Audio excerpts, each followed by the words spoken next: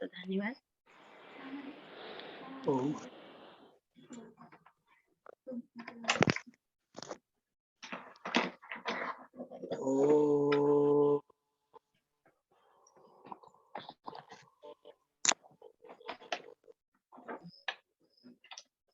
Survey भवन्तु सुखिनः, survey Santu निरामया, survey भद्राणि पश्यन्तु मा कश्चित् दुःखभाग् भवेत्।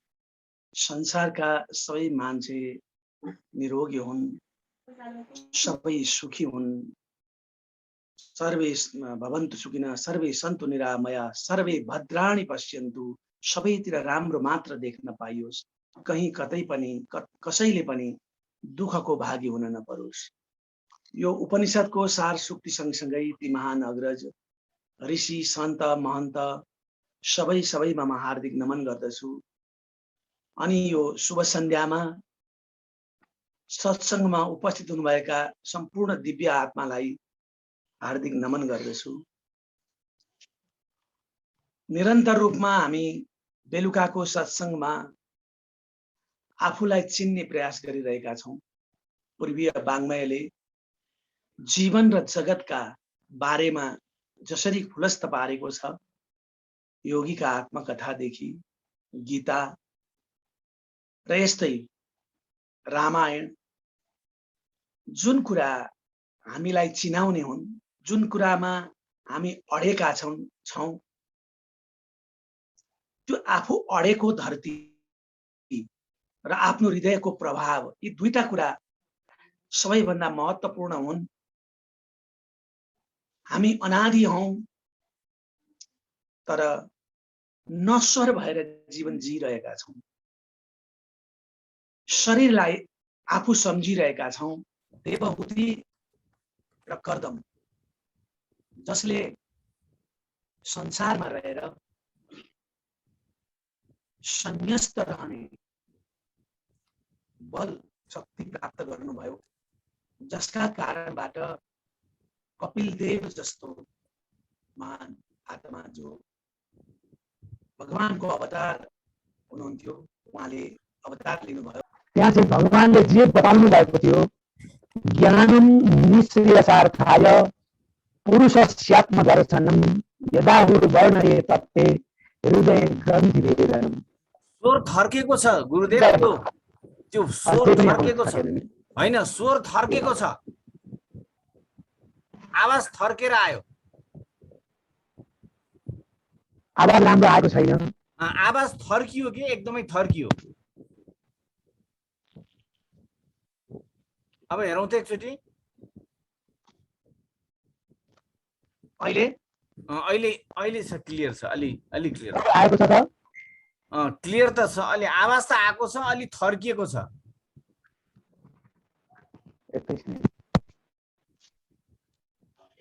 मैले अलिकति उज्जवल सरले भन्नुभएको कुरा बुझिएन कि के भयो? हैन, आवाज थर्किएर आयो हजुर।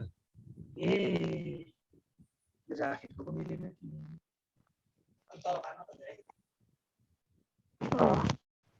अब थर्किएको छ, अहिले अलिक कम थर्कियो छैन है। ल म अलिकति गरिहेर्छु कस्तो हुँदैरहेछ हजुर। हृदय ग्रन्थि भेदनम, हाम्रा हृदयमा अज्ञानका ग्रन्थिहरू रहेका छन्। त्यो अज्ञानका ग्रन्थिहरूलाई हामीले भेदन गर्न सक्यौं भने कल्याणकारी आत्मरूप त्यो पुरुषको दर्शन हुन सक्छ।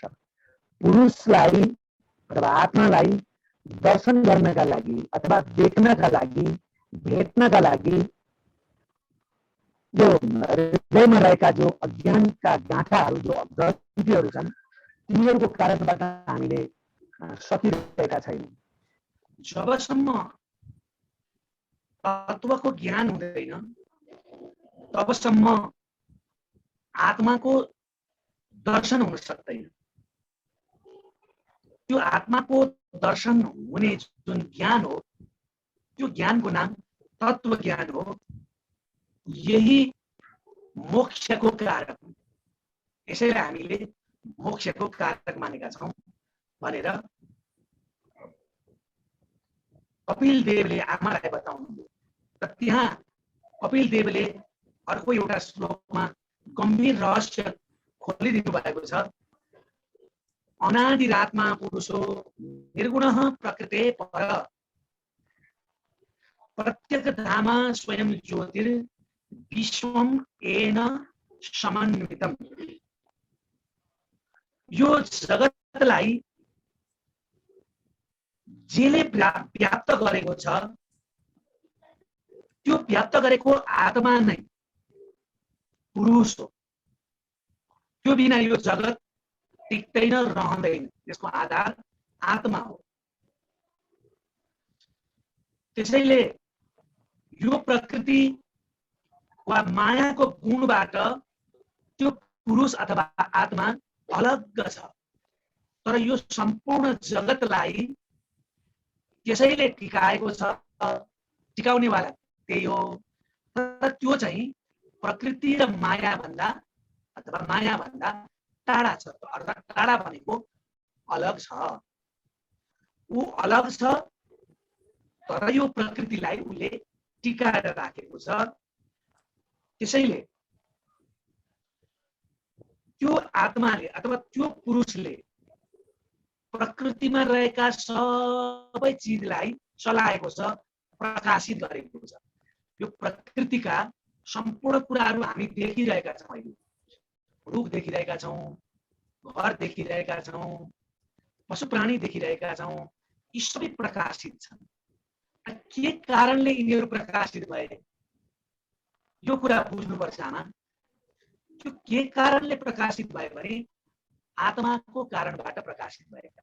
त्यो झार पलाइरहेको छ नि, त्यो झार तपाईँ बढेको देख्नुहुन्छ। त्यो बढ्दै गरेको झारलाई त्यो बढ्ने बनाएको, त्यसलाई प्रकाशित गर्ने काम चाहिँ नि झारले गरेको होइन, प्रकृतिले गरेको होइन। त्यो चाहिँ नि पुरुषले गरेको, तर त्यो देखिँदैन। त्यसैले त्यो आत्मा चाहिँ कस्तो छ भने नि उहाँ भन्नुहुन्छ त्यो आत्मा चाहिँ स्वयं प्रकाशित छ। ऊ स्वयं प्रकाशित छ। उसले यो जगतलाई प्रकाशित गरेको छ। जगत प्रकाशित गर्ने मूल शक्ति चाहिँ आत्मा। आत्मा चाहिँ कस्तो छ? स्वयं प्रकाशित छ। त्यसलाई चलाउने वाला अर्को छैन। तर यो प्रकृतिलाई चलाउने वाला चाहिँ को हो त भने आत्मा हो। त्यही आत्मा हाम्रो हृदयमा बसेको छ। तर त्यो हृदयमा बसेका अज्ञानका ग्रन्थीहरूले त्यसलाई स्पष्ट रूपमा भेट्न सकिरहेको छैन। अब के गर्ने? त्यसलाई देख्न सकिरहेको छैन। के गर्ने त? अब यत्रो यो देखिएको ब्रह्माण्ड जसले चलायो, जसद्वारा यो ब्रह्माण्ड प्रकाशित छ, त्यसलाई देख्नु सबैभन्दा ठुलो उपल्लो ज्ञानको अवस्था हो।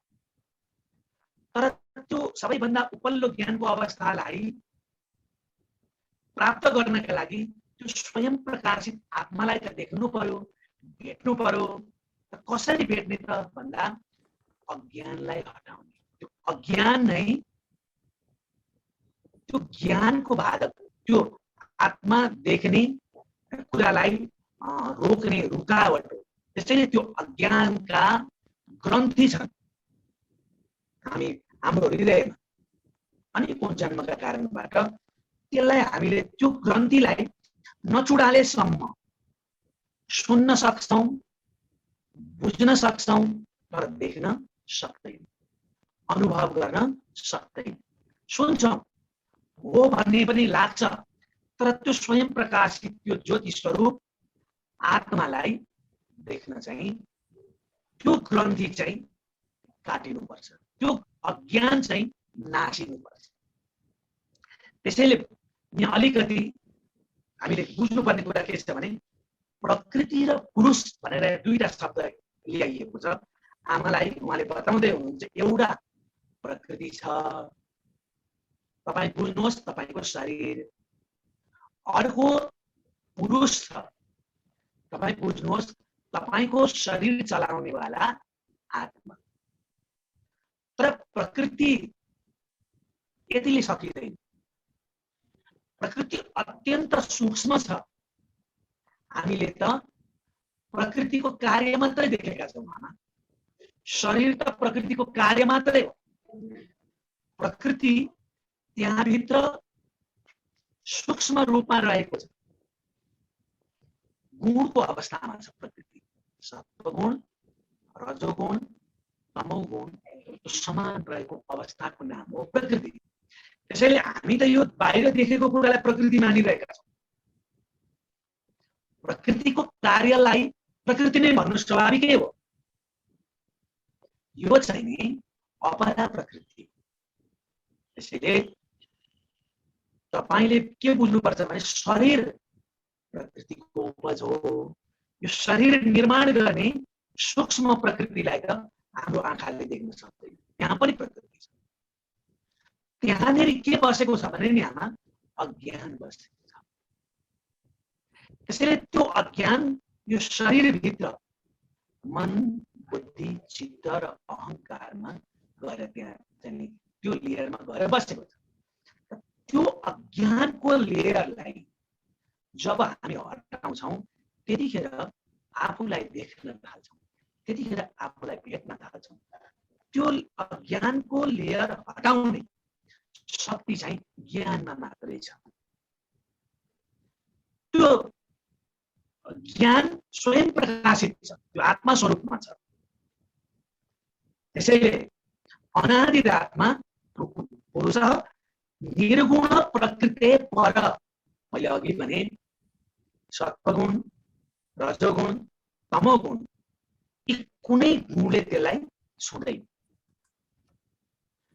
प्रकृतिको मूल अवस्थाले त्यो सूक्ष्म प्रकृतिले पनि त्यसलाई छुँदैन। त्योभन्दा अलग छ, त्यो अलग रूपमा बसेको छ। त्यसैले प्रकृति भनेको माया हो। त्यो माया त आँखाले देखिने कुरा होइन नि। बाह्य प्रकृतिको कार्य मात्रै हामीले देखिरहेका छौँ। बुबा, आमा, दाजु, भाइ, पहाड, रुख यी सबै प्रकृतिका कार्य मात्रै। त्यसैले यो पनि प्रकृति नै भनेको सूक्ष्म प्रकृति देखिने कुरा होइन। अब यहाँ कसरी बुझ्ने त भन्दाखेरि हामीले हेरौँ प्रकृति र पुरुष। यहाँ मैले अब अर्को श्लोकमा जानका लागि अलिकति यहाँसँग निवेदन गर्नका लागि प्रकृति र पुरुषलाई अलिकति छुट्याउनका लागि पुरुष एक छ। रचिलो कुरा पुरुष एक छ, प्रकृति अनेक छ। अब यहाँनिर कसरी बुझ्ने भने एउटा नदीबाट हामी बिजुली निकाल्छौँ, पावर हाउसमा बस्छ, त्यो बसेको बिजुली एउटै हो, तर अनेक घरमा त्यो बिजुलीले हामी पुर्याउन सक्छौँ। त्यो प्रकृति अलग अलग अलग अलग अलग अलग रूपमा रहन्छ। प्रकृति त्यसको कार्यमा अनेक अनेक भएर देखा पर्छ। प्रकृतिका कार्यहरू अनेक छन्। त्यस्तै सबै हृदयभित्र बस्ने आत्मा एक छ, तर व्यक्तित्व फरक छन्, वस्तु फरक छन्। अनेक चिजहरू यो संसारमा छन्, तर ती अनेक चिजभित्र रहने मूल सत्ता जो ब्रह्म सत्ता जो आत्मा छ त्यो अनेक छैन। अर्को कुरा प्रकृति के हो? भोग्य। त्यो भोग्य कुरालाई कसले भोग गर्छ त भन्दा पुरुषले। जब हामी आत्मा भन्दा माथि गइसक्छौँ त्यतिखेर ब्रह्म भोक्ता हुँदैन। त्यस्तै प्रकृति चाहिँ के हो त भन्दा अज्ञानको स्थान हो प्रकृति। त्यही प्रकृतिलाई हामी के भन्छौँ? अविद्या भन्छौँ। प्रकृति नै के हो? अविद्या हो। भनेपछि पुरुष चाहिँ के हो? विद्या हो। विद्याञ्च विद्याञ्च विद्या र अविद्याको बारेमा ईशोपनिषदमा हुन्छ। यसरी नै प्रकृतिलाई कसरी चिन्ने भन्दा प्रकृति अनेक छ, एउटा सजिलो उदाहरण हो। प्रकृति भोग्य हो। यो संसारमा अनेक रूपले यसलाई हामीले प्रयोग गरिरहेका छौँ। हावा प्रयोग गरिरहेका छौँ, पानी प्रयोग गरिरहेका छौँ प्रकृतिको कार्यलाई, होइन? रुख बिरुवा फलफुल खाना औषधि लता गुल्मी सबै कुरा यी भोग्य चिजहरू हुन्। तर यसलाई भोग कसले गरिरहेको छ भन्दा पुरुषले गरिरहेको छ। प्रकृति अज्ञानमय छ, यो जड छ, अनि पुरुष ज्ञानमय छ, यो चेतन हो। पुरुष के हो? चेतन हो। प्रकृति के हो? जड हो। यसरी यो छुट्याइसकेपछि हामी यो अगाडिको श्लोकलाई बुझ्छौँ कि जस्तो मलाई लाग्छ। प्रकृति सक्रिय तत्व हो। यो केले सक्रिय हुन्छ? पुरुषको कारणबाट यो क्रियाशील हुन्छ। तर वास्तवमा पुरुष निष्क्रिय चिज हो। स्वयं प्रकाश स्वस्थ रूपमा रहन्छ र यसले स्पर्श गरिसकेपछि प्रकृति चलायमान हुन्छ। तीनवटा गुणमा विभक्त भएर अनेक कार्य गर्न सुरु गर्छ प्रकृतिले। त्यसैले पुरुषद्वारा सञ्चालन हुने सक्रिय तत्व प्रकृति हो। पुरुष त निष्क्रिय नै छ, चुपचाप शान्त स्वरूपमा बसेको छ। फेरि कसरी बुझ्ने त भन्दा प्रकृति सगुण छ, किनभने प्रकृतिमा कि सत्वगुण छ, तिनै गुण हुन्छन्। कुनैमा सत्वगुण बढी हुन्छ, कुनैमा रजोगुण बढी हुन्छ, कुनैमा तमोगुण पनि बढी हुन्छ। तर यी तिनै गुणदेखि अलग चाहिँ को छ त भन्दा आत्मा छ अथवा पुरुष छ। पुरुष निर्गुण छ, प्रकृति सगुण छ। त्यसैले प्रकृति के हो? सांसारिक हो। पुरुष के हो? संसार भन्दा अलग चीज हो, परको चीज हो। अर्को सजिलो कुरा, प्रकृति बद्ध छ, पुरुष जहिले पनि मुक्त छ। तर प्रकृतिका कारणबाट हामी अभिमानको कारणबाट त्यो पुरुषलाई बद्ध बनाइरहेका हुन्छौँ, बाँधिरहेका हुन्छौँ। स्वयं त्यो जहिले पनि के छ? मुक्त मुक्त छ। अब सृष्टिको कारण चाहिँ प्रकृति हो है। मैले अघि नै भने यो सम्पूर्ण सृष्टिको कारण चाहिँ प्रकृति, मूल प्रकृति हो। त्यसको कारक चाहिँ को हो भन्दा पुरुष हो। त्यसको संयोग बिना, पुरुषको संयोग बिना प्रकृति यो चाहिँ यो चराचर जगत यो व्यक्त रूप प्रकाशित हुन सक्दैन। यसरी एक पुरुष, त्यसैले ब्रह्म सत्यम जगत मिथ्या, मिथ्याको चाहिँ जुन हामी कुरा गर्छौँ यो यसैको चाहिँ कारण होला जस्तो मलाई लाग्छ। अब यस पछाडिको श्लोक के छ भने उहाँले आमालाई बताएको ज्ञानम निःश्रेयसार्थाय पुरुषस्यात्म दर्शनम यदा वर्णये तत्ते हृदय ग्रन्थि वेदनम। फेरि पनि यही कुरा आयो,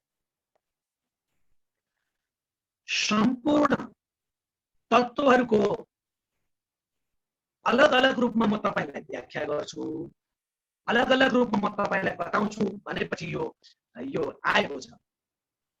के भन्नुहुन्छ त भन्दा जब तत्त्व बुझ्छौं, तत्त्व त्यो सत्यलाई जब हामी बुझ्छौं, त्यो बुझिसकेपछि के हुन्छ भन्दा पुरुष, प्रकृति अनि प्रकृतिका तीनवटा गुणको ज्ञान थाहा हुन्छ। पुरुष चिन्नु पर्यो अथवा आत्मा थाहा पाउनु पर्यो, त्यसपछि प्रकृति चिन्नु पर्यो, त्यसपछि त्यो प्रकृतिलाई कार्यमा परिणत गर्ने त्यो प्रकृतिका तीनवटा गुण जो सूक्ष्म प्रकृति हो, त्यो आँखाले देख्दैन, ब्रह्मा विष्णु महेशका रूपमा चाहिँ यो सृष्टि चलाएर बसेको छ। यी तीनटा कुराको जब ज्ञान हुन्छ, त्यो ज्ञान भइसकेपछि मात्रै अज्ञानको ग्रन्थि खुल्छ। अज्ञान भनेको नै त्यो तत्त्वलाई नजान्नु त हो। एउटा अज्ञान जान्दै नजान्नु, अर्को अज्ञान मूल सत्ताको ज्ञान नहुनु। त जब मूल सत्ताको जब ज्ञान हुन्छ त्यसका लागि पुग्नका लागि प्रकृति अलग छ भन्ने थाहा पाउनु पर्यो, प्रकृतिका विशेषता पनि थाहा पाउनु पर्यो, पुरुष अलग छ भन्ने पनि थाहा पाउनु पर्यो, त्यसको विशेषता पनि थाहा पाउनु पर्यो। र प्रकृतिलाई यो प्रकृति त हामीले कार्य मात्रै देख्छौँ, शरीर मात्रै देख्छौँ, तर यो शरीरलाई चलाउने वाला जो भित्र आत्मा तत्त्वले छोएको जुन मूल सत्ता छ शरीरको त्यो त हामीले देख्दैनौँ, सूक्ष्म शरीर कारण शरीर त त्योलाई जब हामी थाहा पाउँछौँ, जब हामी बुझ्छौँ ए शरीर त पृथ्वी जल तेज वायु आकाश यी 5 वटा तत्त्व प्रकृतिका कार्य हुन्, त्यसबाट बनेको चिज रहेछ, यो सत्य रहेछ भन्ने कुराको ज्ञान हृदयले स्पष्ट रूपमा जब थाहा पाउँछ, त्यो थाहा पाइसकेपछि उसले पुरुषलाई पनि चिन्छ। यो कसरी सञ्चालन भएको रहेछ भन्दा यो शक्तिद्वारा सञ्चालन भएको रहेछ, त्यो शक्ति चाहिँ पुरुष शक्ति रहेछ है, त्यही शक्ति चाहिँ चेतन शक्ति रहेछ भन्ने कुराको उसले त्यतिखेर बोध गर्छ। र त्यो बोध गरिसकेपछि के यसले यो शरीरलाई चलाएको हो सोझै भन्दा होइन, यहाँभित्र पनि सूक्ष्म शरीर छ, कारण शरीर छ, अथवा 3वटा गुणका प्रभावहरू छन्। यो कुरा पनि जब थाहा पाउँछ त्यतिखेर ती ग्रन्थीहरू खोलिन थाल्छन्।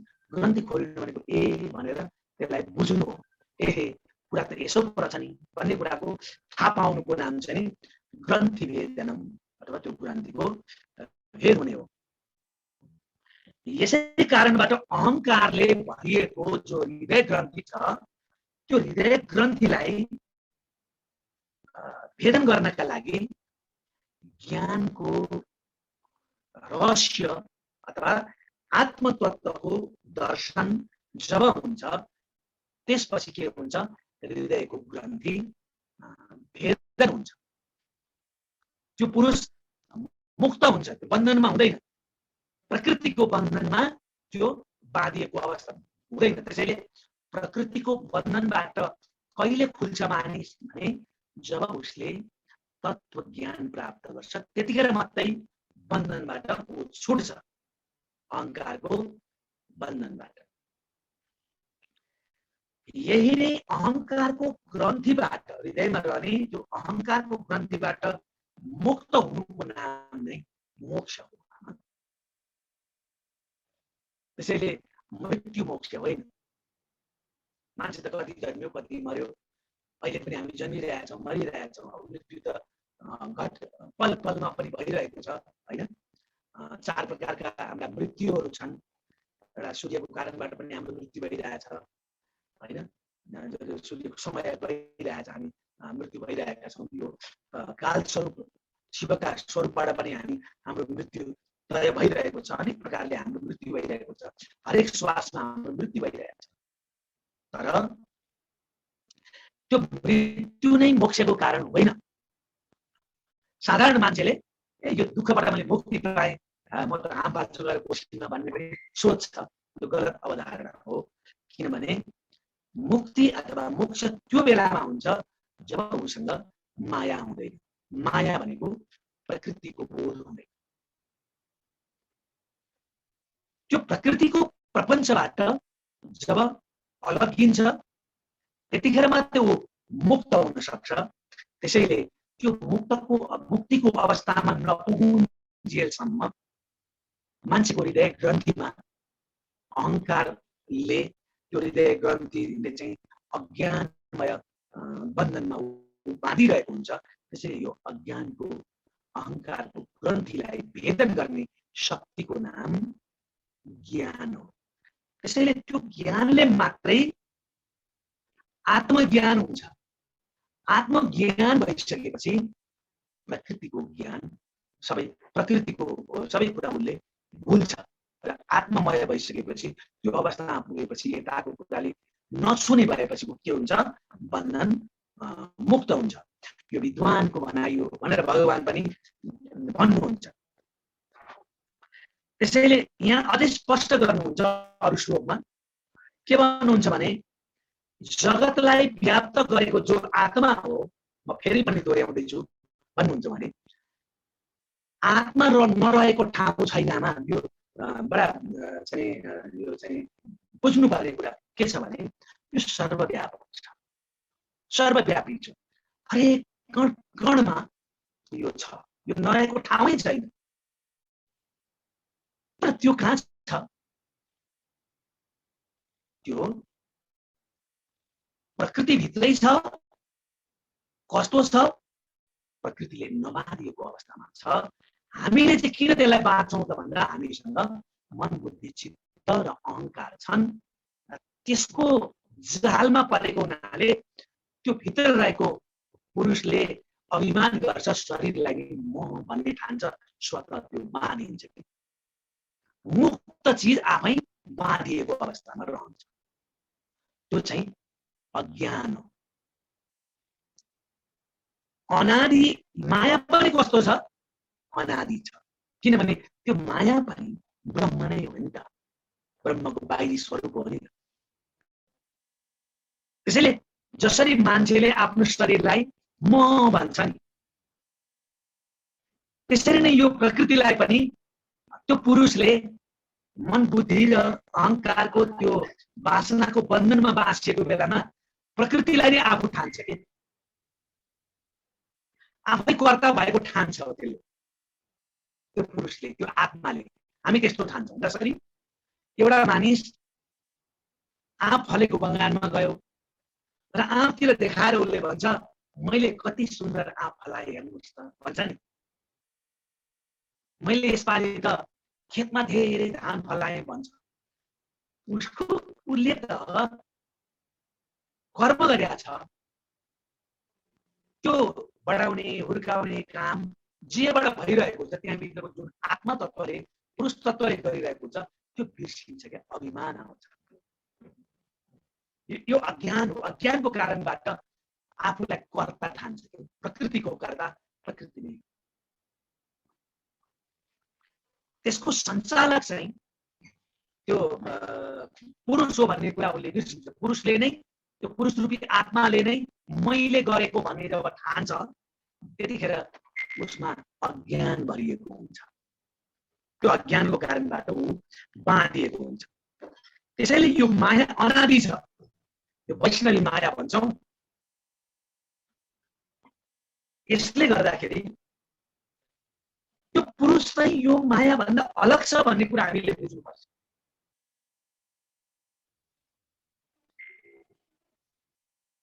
अनि यो त्यो आँप जसले पढाइराखेका छ, पात हालिराखेका छ, प्रकृतिको कारणबाट त्यो भइरहेको छ। तर त्यो आँकुरा हाल्ने जुन मूल शक्ति छ भित्र, त्यो शक्ति पुरुष हो भाइ भन्ने कुरा नबुझ्दाखेरि मैले मल हाले, मैले बढाएको भन्ने अहङ्कार हामीलाई आउँछ।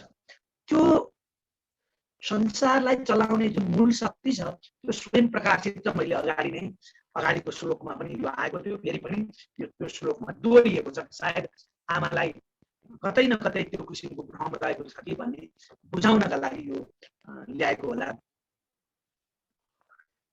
विष्णु शक्ति भनेर केलाई भनिन्छ?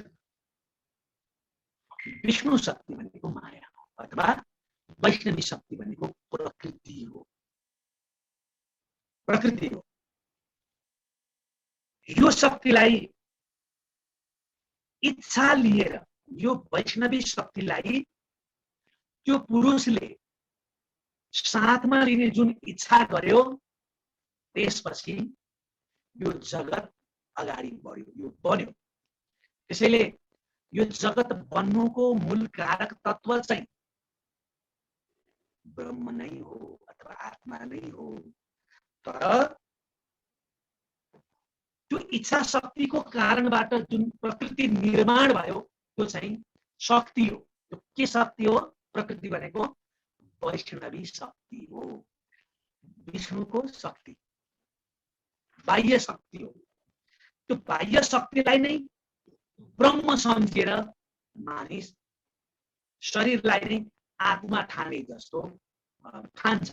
जसरी शरीरलाई नै म हुँ भन्ने मान्छेले ठान्छ, त्यस्तै प्रकृतिलाई नै पुरुष ठानिदिन्छ मान्छेले।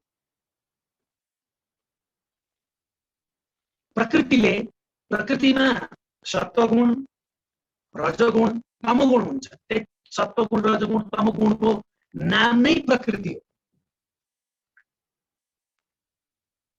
त्यसले जब त्यो पुरुषले त्यहाँ स्पर्श गर्छ तर अलग रहन्छ, त्यो छोइसकेपछि करन्ट लागिसकेपछि त्यहाँबाट चाहिँ सत्वगुण रजोगुण तमोगुण इच्छा अनुसारका सृष्टिहरू सुरु हुन्छन्।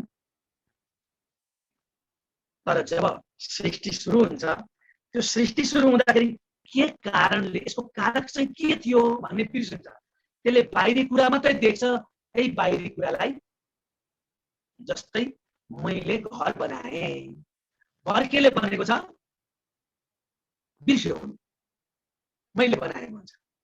बनाउनेवाला पनि अरू छन्, कालीगढ, त्यो पनि बिर्स्यो। कर्ताको अभिमान आउँछ। त्यो अभिमान आउनु नै के हो? माया। र यही मायाको मोहको कारणबाट यो पुरुष अल्मलिएर आत्मज्ञान प्राप्त गर्न सकिरहेको छैन। प्रकृतिलाई नै पुरुष ठानिरहेको छ। जे भइरहेको छ त्यहाँभित्र यो चलाउनेवाला पुरुष तत्व हो भन्ने कुरा उसले चाल नपाउनु नै उसको त्यो अज्ञान हो। यो अज्ञानबाट बाहिर नआएको हुनाले त्यो आत्माको मूल स्वरूप थाहा नपाएको हो। त्यो आत्माको मूल स्वरूप थाहा पाइसकेपछि अज्ञान नष्ट हुन्छ।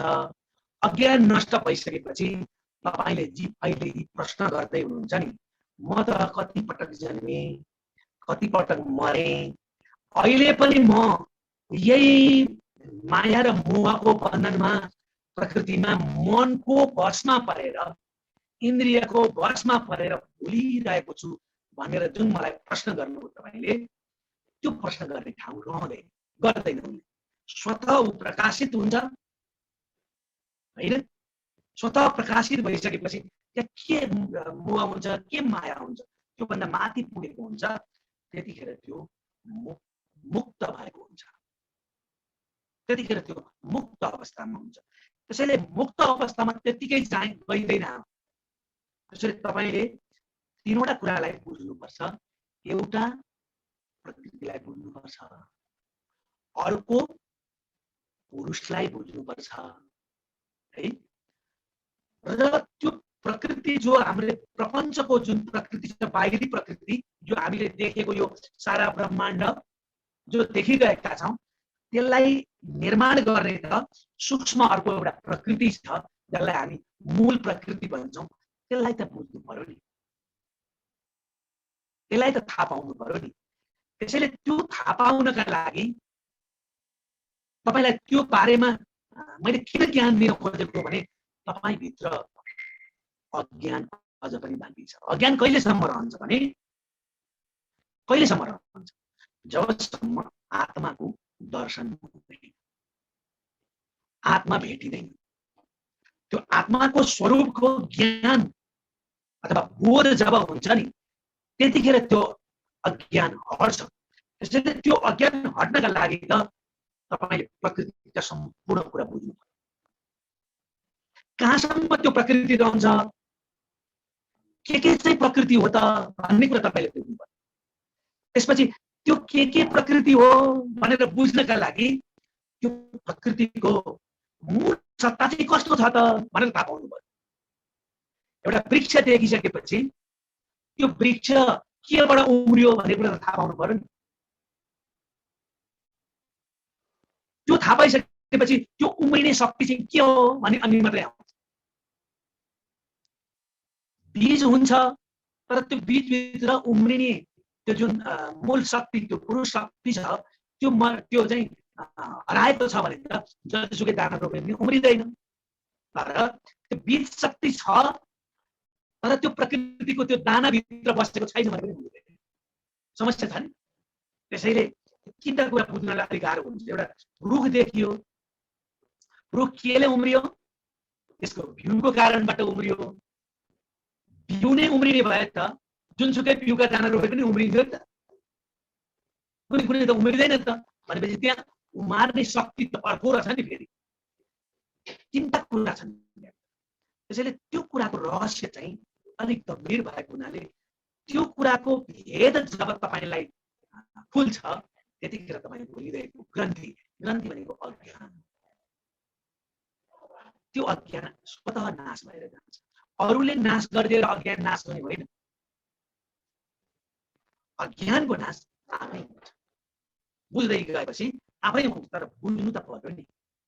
त्यही बुझाउनका लागि मैले यो प्रयत्न गरेको हुँ भनेर आमालाई उहाँले सम्झाउनुभयो। सम्झाउने क्रममा जबसम्म यो ज्ञान हुँदैन तबसम्म सुख दुःखको अनुभूति भइरहन्छ, त्यसले बाँधिरहन्छ, त्योभन्दा माथि मान्छे उठ्न सक्दैन। त्यसैले तीनवटा कुरा, प्रकृति, पुरुष र त्यो प्रकृति, यो प्रकृति रूप कार्यलाई जसले फैलाइरहेको छ त्यो प्रकृतिको कार्य नै बाहिर देखिने प्रकृति, अनि त्यो कारण रूप प्रकृतिलाई चाहिँ कसले चलायो भन्ने कुरा पुरुष। फेरि मैले थपेँ, पुरुषले सूक्ष्म प्रकृतिलाई चलायो, सूक्ष्म प्रकृति जागृत भयो, सन्तान उत्पत्ति गर्यो, प्रकृतिले उत्पत्ति गरेको सन्तान नै यो देखिएको बाहिरी संसार हो। यो प्रकृतिको सन्तान हो भने त्यो प्रकृतिको सन्तान हो भने पिताजीको भन्दा प्रकृतिको मूल प्रकृति हो भने त्यसको पनि त्यो मूल प्रकृतिलाई सञ्चालन गर्ने चैतन्य शक्ति दिने चाहिँ को हो त भन्दा पुरुष हो। यसलाई चाहिँ नि हृदयबाट बुझ्नुपर्छ। भनिसकेपछि तदस्य त्यहाँ बुझाउनलाई भन्नुहुन्छ। अलिकति सांख्य योगभित्र बसेको हुनाले अलिकति अप्ठ्यारो चाहिँ भयो होला। तैपनि मैले के भन्न खोजेँ भने हामी यसो विचार गरौँ, हामी आफैलाई, मैले यो श्लोकलाई बुझ्दाखेरि यसो बुझाउँदाखेरि होइन, म शरीर छु, अहिले म तपाईँहरूसँग बोल्दैछु, सामान्य रूपमा बुझ्नेले त बुझ्नु भएको छ, सबै उत्तिकै नहुन सकिन्छ। मैले बुझेको कुरा पनि गलत भयो भने विद्वानहरूले मलाई बताइदिनुहुन्छ, त्यो लोभ छ भनेर मैले भने। म बोल्दैछु, तपाईँहरू सुन्दै हुनुहुन्छ, मैले बोलेको हो, विचार गर्नु, मेरो मुखले बोलेको हो, शरीर छ, हात पनि चलाउँदैछु, मुख पनि हल्लिँदैछ, आँखाले पनि हेर्दैछु, त्यतिखेर यो प्रकृति चलायमान छ, मेरो आवाज बाहिर निस्किरहेको छ भनेपछि यो शरीरले निकालेको हो त माध्यम मात्रै हो, यो यन्त्र माइकले पनि हामीले बोलेपछि आवाज दिन्छ नि, ठ्याक्कै त्यस्तै बोल्नेवाला अर्कै छ, माइकले ठुलो आवाज निकालेर दिन्छ, माइक बोल्ने होला। त्यस्तै अहिले मेरो मुख माइक बनिरहेको छ, बोल्नेवाला म होइन, यो मेरो शरीर होइन, म त हो, मेरो शरीर बोलेको होइन। मैले आँखाले देख्दैछु, यो आँखाले देखेको होइन। मरेको मान्छेको पनि मुख हुन्छ तर बोल्दैन, मरेको मान्छेको पनि शरीर हुन्छ तर चल्दैन। किन मर्यो भने त्यहाँबाट पुरुष तत्त्व निस्कियो, त्यसलाई क्रियाशील बनाउने शक्ति निस्कियो। त्यसैले प्रकृति जड छ, हाम्रो प्राण निस्किएपछि यो शरीर भुइँमा ढल्छ, त्यतिखेर यो चेतनामय त हुँदैन नि, जडै हुन्छ, घोसे पनि हुन्छ, पोले पनि हुन्छ, आगो दन्दनी बल्ला पनि ऐया भन्दैन भने त्यो ऐया भन्नेवाला चाहिँ कहाँ गयो त्यो चेतना, बाहिर निस्कियो भनेपछि शरीर चाहिँ के रहेछ, जड रहेछ भने शरीर नै यो जगत हो, यो संसार के हो, जगत नै यो शरीर हो, अथवा यो प्रकृति नै जड हो। जे देखिएको जो यो सारा चराचर जगत जड छ, तर केले चाहिँ यो चैतन्य भएको छ त? सूर्यले प्रकाश दिइरहेछ, चन्द्रमाले शीतलता दिइरहेछ, पानी प्रवाहित भइरहेछ, हावा चलिरहेछ भने त्यो चलाउनेवाला जुन शक्ति छ, मूल शक्ति, त्यो अलग छ, त्यो अलग छ। त्यो निस्किसकेपछि यी सब कुरा के हुन्, यी जड हुन्। त्यसैले प्रकृति जड छ तर प्रकृति पनि अनादि छ। प्रकृति के छ, अनादि नै छ। त्यो अनादि प्रकृतिको नाम के हो, वैष्णवी शक्ति। त्यसैले विष्णुको शक्ति, त्यो ब्रह्मको शक्ति नै प्रकृति हो। जगत रचना गर्ने शक्तिको नाम हो प्रकृति, यो संसार निर्माण गर्ने शक्तिको नाम हो प्रकृति। यो शरीर जो बन्यो हाम्रो प्रकृतिद्वारा नै बनेको छ सबै कुरा, तर चल्ने चाहिँ त्यो चलाउनेवाला चाहिँ प्रकृति होइन। यति हो। शरीर चलाइ सबै निर्माण हुने गर्ने काम, खाना खान्छौँ, त्यो खानाले हामीलाई शक्ति प्राप्त हुन्छ, त्यो प्रकृतिले खाइरहेको हुन्छ। तर त्यो खानाभित्रको जुन मूल तत्त्व हो त्यो त ब्रह्म हो, आत्मा हो। त्यसैले आत्माको कारणबाट म हात हल्लाउँदैछु, आँखा हेर्दैछु, मुखले बोल्दैछु, त्यसैले यो शरीरले गरेको होइन। तर शरीर चलेको देख्दाखेरि गाडी आयो भन्छौँ हामी, त्यो गाडी आएको होइन, त्यो इन्जनको शक्तिको कारणबाट चल्यो भन्ने कुरा बिर्सिन्छौँ होइन। त्यस्तै यो शरीर केले चलिरहेको छ भन्ने कुरा जब हामी बुझ्छौँ त्यतिखेर मात्रै त्यो बोध भएपछि, पढेर सुनेर बुझ्नु अलग कुरा हो, त्यसलाई भेट्नु, देख्नु, दर्शन भनेको देख्नु हो। भेटेपछि मात्रै दर्शन हुन्छ नि। त्यसो भएको हुनाले यहाँ के भन्नुहुन्छ भने तदस्य संसृतिर्बन्ध, अलिक गन शब्द छ यो, वेदान्तको भाषा हो। पारतन्त्रम च तत्कृतम भवत्य कर्तुरीशस्य साक्षिणो निरितात्मना। अब यो चाहिँ अझै गहिरो गरी बताउनु है, अब कसरी बुझ्ने हामीले होइन। के भन्नु भने यो संसारमा जे जे चलिरहेका छन्, जे जे भइरहेका छन्, त्यो प्रकृतिका कारणबाट भइरहेका छन्, मूल प्रकृतिको कारणबाट भइरहेका छन्। कसरी भइरहेका छन् भन्दा मूल प्रकृतिलाई ब्रह्मले स्पर्श गरेको, त्यो चैतन्य प्रदान गरेको कारणबाट भइरहेका छन्। अब यो सबै यो कार्य छ नि जे जति, त्यसको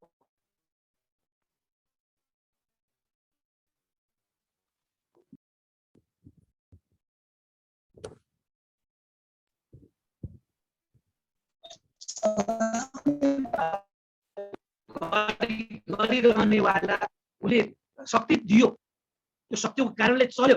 तर खाने, लाउने, बस्ने, हिँड्ने सब कुरा उसले गरिरहन्छ, त्यो आत्माले गरेको होइन, ऊ चाहिँ साक्षी मात्रै हो। ऊ चाहिँ साक्षी मात्रै हो। विचार गर्नुहोस् आमा, यो पुरुष साक्षी रूपले रहेको छ। मैले गरेँ भन्छौँ, मैले यति कमाएँ, यति गरेँ भन्छौँ, यो सबै हामीले मन, बुद्धि र चित्तका कारणबाट गरिरहेका छौँ। यो प्रकृति नै हो। तर आत्माले गरेको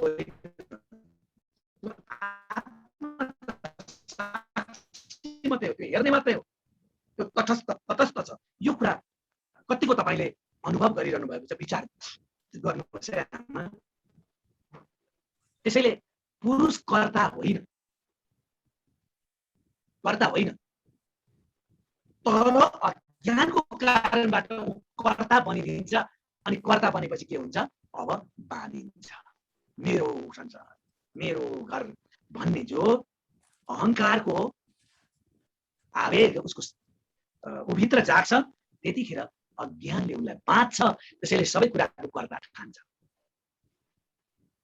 त्यही भएको हुनाले मेरो 10 जना सन्तान भए भनेर मैले यत्रो उत्पत्ति गरेँ, घर मैले यत्रो बनाएँ भन्ने जुन हामीले गरिरहेका छौँ, मेरा त लाखौं मानिसहरूले कुरा सुन्छन् भन्ने लाग्छ हैन।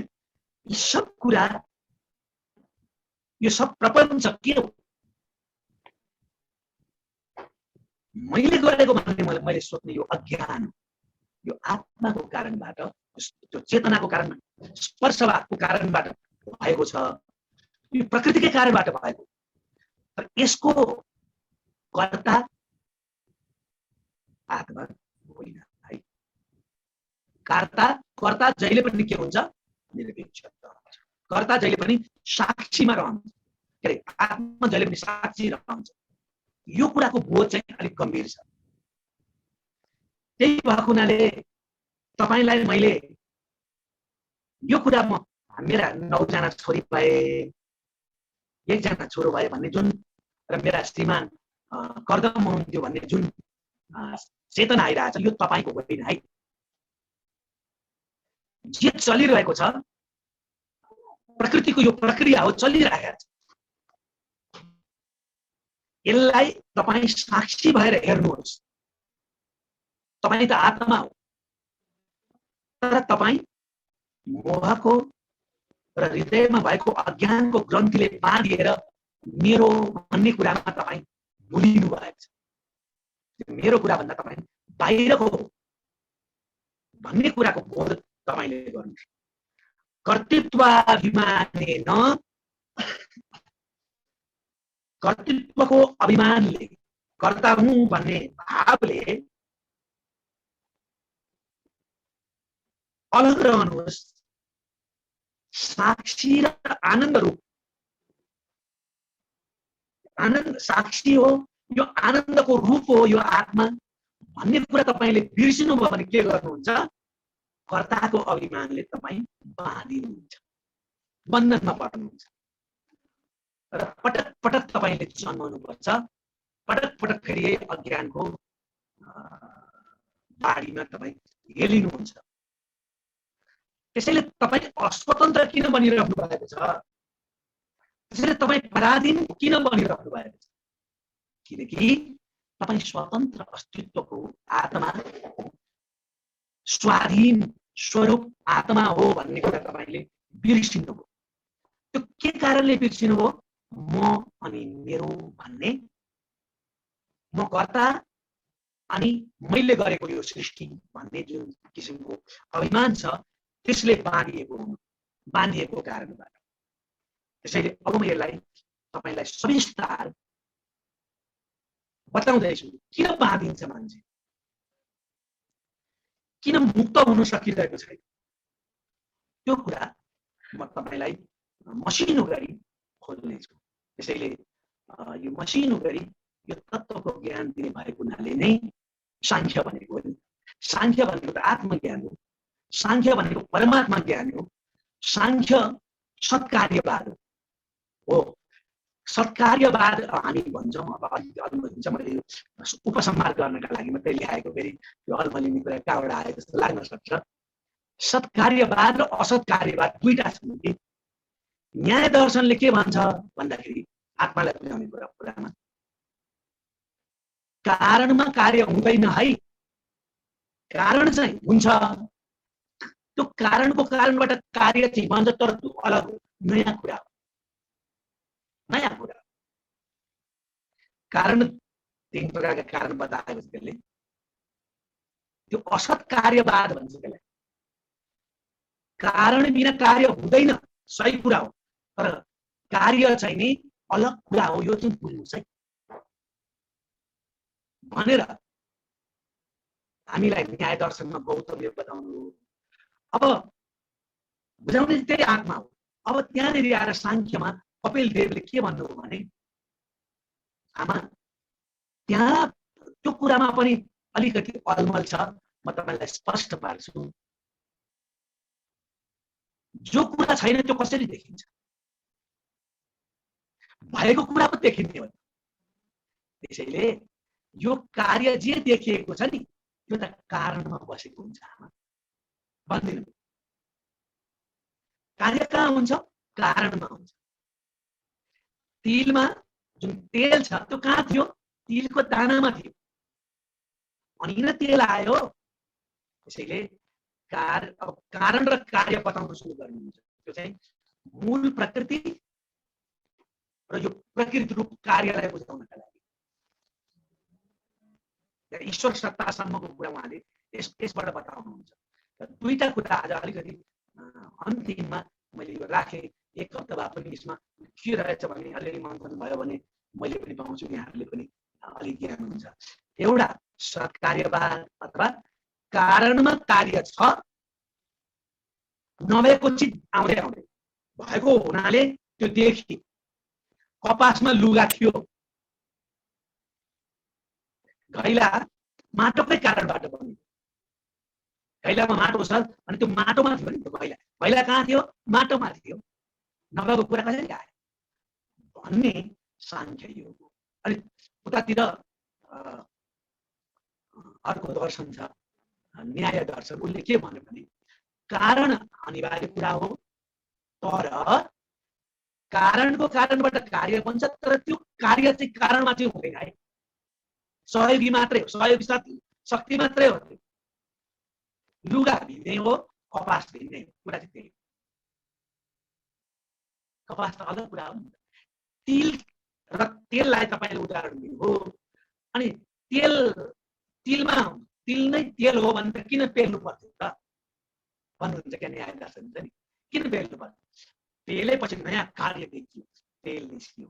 कारण चाहिँ तेल चाहिँ कार्य, त्यो नयाँ काम हो के भन्ने यो साङ्ख्य दर्शन छ। यी दुईटा कुरालाई त्यो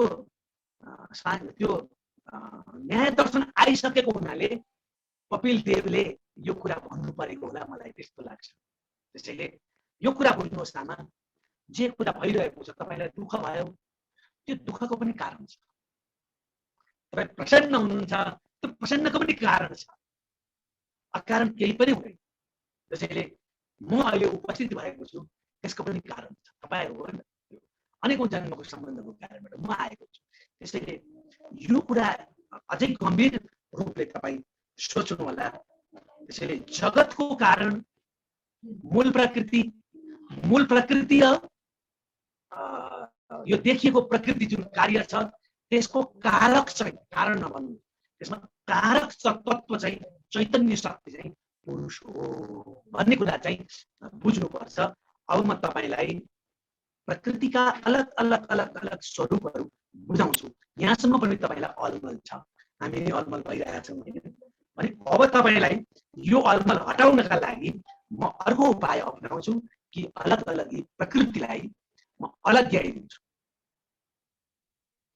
प्रकृति 24 वटा प्रकृतिका तत्त्वहरू छन्, ती अलग्याइसकेपछि अनि बाँकी रहेको जुन तत्त्व हो त्यो पुरुष तत्त्व हो। तपाईँलाई बुझ्न सजिलो हुन्छ, सूक्ष्म रूपमा विवेचन गर्नुपर्छ है त आमा भनेर आमालाई कपिल देवले बताएको प्रसङ्गसम्म मैले आज यहाँहरूसँग विस्तार गरेँ।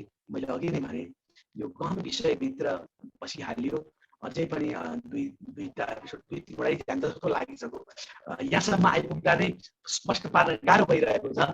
अब प्रकृतिका 24 वटा तत्त्व, त्यसको कार्य, त्यसको उत्पत्तिको कारक खोज्दै जाँदा पक्कै पनि हाम्रा शरीरका अङ्गहरूलाई पनि हामी बुझ्छौँ होला। यी शब्द पुष्पाञ्जलीहरू म यहाँ बिसाउँदै उनी पूर्ण ब्रह्म परमात्मामा आजका यी शब्दहरू चढाउँदै यहाँदेखि उताका केही छलफलहरू मैले भनेका कुराहरूमा यहाँले केही थपघट गरिदिनु हुनेछ भन्ने चाहना राख्दै विश्राम लिन्छु। असतोमा सद्गमय, तमसोमा ज्योतिर्गमय, मृत्युमा अमृतमय। ओम शान्ति शान्ति शान्ति।